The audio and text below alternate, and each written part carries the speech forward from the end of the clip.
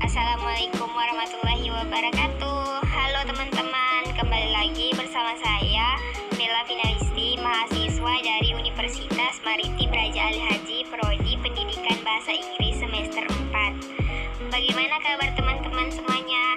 Saya harap sehat ya. Baiklah, saya akan menjelaskan tentang pelajaran pembelajaran, di mana hari ini kita akan membahas tentang yang pertama, macam prinsip belajar. Yang kedua, taksonomi pembelajaran. Dan yang ketiga, motivasi belajar internal dan eksternal di ruang lingkup pendidikan. Macam prinsip belajar. Prinsip belajar ialah suatu interaksi yang berlangsung antara pembimbing dan siswa-siswi dengan tujuan supaya siswa-siswi memperoleh semangat belajar yang bermanfaat untuk dirinya sendiri. Selain itu, prinsip belajar juga bisa dipakai menjadi pedoman berpikir, pedoman berpegang, dan menjadi sumber semangat supaya prosedur belajar dan pembelajaran bisa berjalan dengan baik antara pembimbing dan siswa-siswi. Pertama, perhatian dan motivasi. Perhatian mempunyai peranan yang penting dalam kegiatan belajar. Tanpa adanya perhatian, tidak mungkin akan terjadi sebuah proses belajar. Perhatian terhadap pelajaran akan timbul pada siswa apabila bahan pelajaran sesuai dengan kebutuhannya. Motivasi juga mempunyai peranan penting dalam kegiatan belajar. Motivasi adalah tenaga yang menggerakkan dan mengarahkan aktivitas seseorang. Tanpa adanya motivasi, seseorang tidak dapat melakukan kegiatan dengan sebaik-baiknya. Kedua, keaktifan. Dalam proses belajar, siswa selalu menampakkan keaktifan. Keaktifan itu beraneka ragam bentuknya, mulai dari kegiatan fisik yang mudah kita amati sampai kegiatan psikis yang susah diamati. Kegiatan psikis bisa berupa membaca, mendengar, menulis, berlatih, keterampilan, dan sebagainya. Contoh, kegiatan psikis misalnya menggunakan khasanah pengetahuan yang dimiliki dalam memecahkan masalah yang dihadapi, membandingkan suatu konsep dengan yang lain, menyimpul hasil percobaan dan kegiatan psikis yang lain. Ketiga, keterlibatan langsung atau berpengalaman. Belajar haruslah dilakukan sendiri oleh siswa. Belajar merupakan proses mengamali dan belajar tidak bisa dilimpahkan kepada orang lain. Dalam belajar, melalui pengalaman langsung, siswa tidak sekedar mengamati secara langsung, tetapi ia harus menghayati, terlibat langsung dalam pembuatan dan bertanggung jawab terhadap hasilnya. Namun demikian perilaku keterlibatan siswa secara langsung dalam kegiatan pembelajaran dapat diharapkan mewujudkan keaktifan siswa. Keempat, pengulangan. Prinsip belajar yang menekankan perlunya pengulangan. Barangkali yang paling tua adalah yang dikemukakan oleh teori psikologi. Dengan mengadakan pengulangan, maka daya-daya tersebut akan berkembang, dan juga apabila daya-daya tersebut dilatih dengan pengulangan, maka akan menjadi sempurna. Contohnya, pada saat belajar tidak hanya membaca, akan tetapi mengerjakan soal-soal latihan, mengulang materi yang belum dipahami, dan lain-lain. Kelima, tantangan. Tantangan yang dihadapi alam bahan belajar membuat siswa bergairah untuk mengatasinya.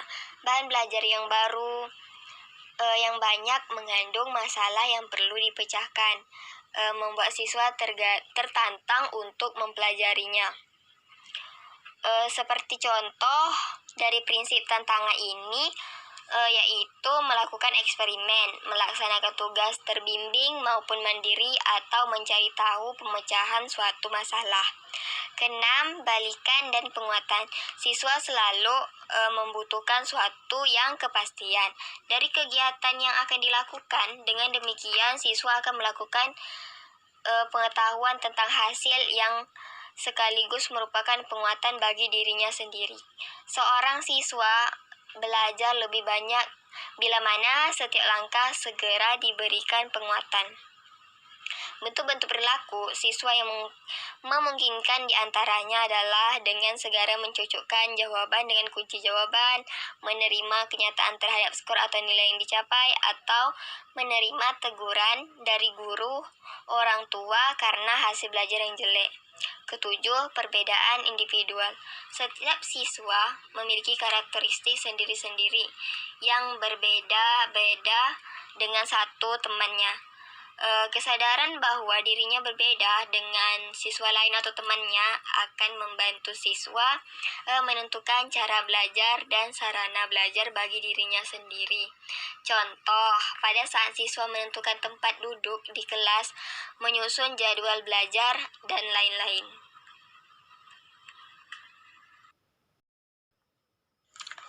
Taksonomi pembelajaran adalah usaha pengelompokan yang disusun dan diurutkan berdasarkan ciri-ciri suatu bidang tertentu, dan menjadi salah satu aspek yang harus dipertimbangkan dalam melaksanakan kegiatan pembelajaran.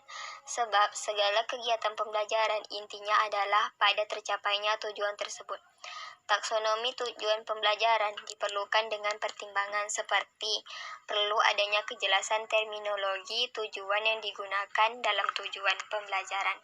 Karena tujuan pembelajaran berfungsi untuk memberikan arah kepada proses belajar dan menentukan perilaku yang dianggap sebagai bukti hasil belajar. Sebagai alat yang akan membantu guru dalam mendeskripsikan dan menyusun tes, teknik penilaian dan evaluasi. Keuntungan dari penuangan taksonomi pembelajaran seperti waktu untuk kegiatan belajar mengajar dapat dialokasikan dan dimanfaatkan secara tepat. Pokok bahasan dapat dibuat seimbang sehingga tidak ada materi pelajaran yang dibahas terlalu mendalam atau terlalu sedikit dan sesuai. Seperti contoh, dalam menciptakan sesuatu tidak harus memiliki pentahapan itu. Hal itu kembali pada kreativitas individu. Proses pembelajaran dapat dimulai dari tahap mana saja, namun model pentahapan itu sebenarnya melekat pada setiap proses pembelajaran secara terintegrasi. Sebagian orang juga menyanggah pembagian pentahapan berpikir seperti itu karena dalam kenyataan siswa seharusnya berpikir secara holistik.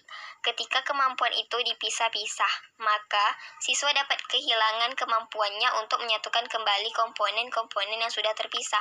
Model penciptaan suatu produk baru atau penyelesaian suatu proyek tertentu lebih baik dalam memberikan tantangan terpadu yang mendorong siswa untuk berpikir secara kritis. Motivasi belajar internal dan eksternal. Sebelum masuk ke motivasi belajar internal dan eksternal, terlebih dahulu saya akan menjelaskan tentang motivasi. Motivasi merupakan dorongan yang timbul pada diri seseorang secara disadari maupun tidak disadari untuk melakukan suatu tindakan dengan tujuan tertentu. Motivasi juga merupakan usaha seseorang tergerak untuk melakukan sesuatu karena ingin mencapai tujuan yang ingin dicapai. Jadi, motivasi berarti setiap usaha yang mempengaruhi perilaku seseorang agar meningkatkan kemampuan secara maksimal untuk mencapai tujuan yang dicapai. Motivasi eksternal merupakan daya dorongan dari luar diri seorang siswa. Dalam kegiatan pembelajaran, motivasi eksternal dari luar diri siswa baik positif maupun negatif.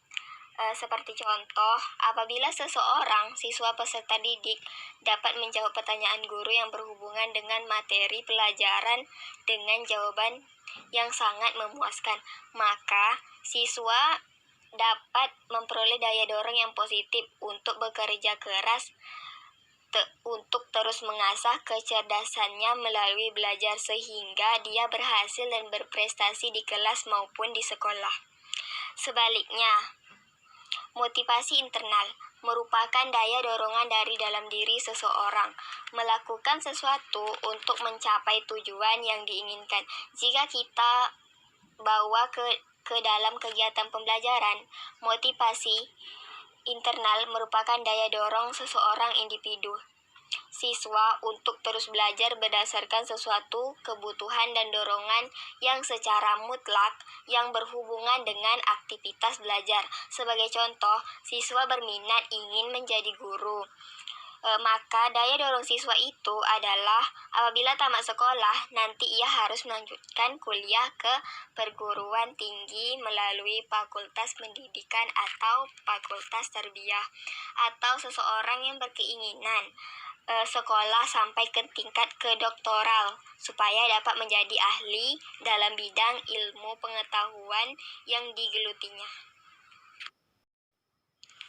Demikianlah penjelasan prinsip belajar dari saya. Terima kasih sudah meluangkan waktu Anda untuk mendengarkan podcast ini. Sampai jumpa di video saya selanjutnya. See you. Assalamualaikum warahmatullahi wabarakatuh.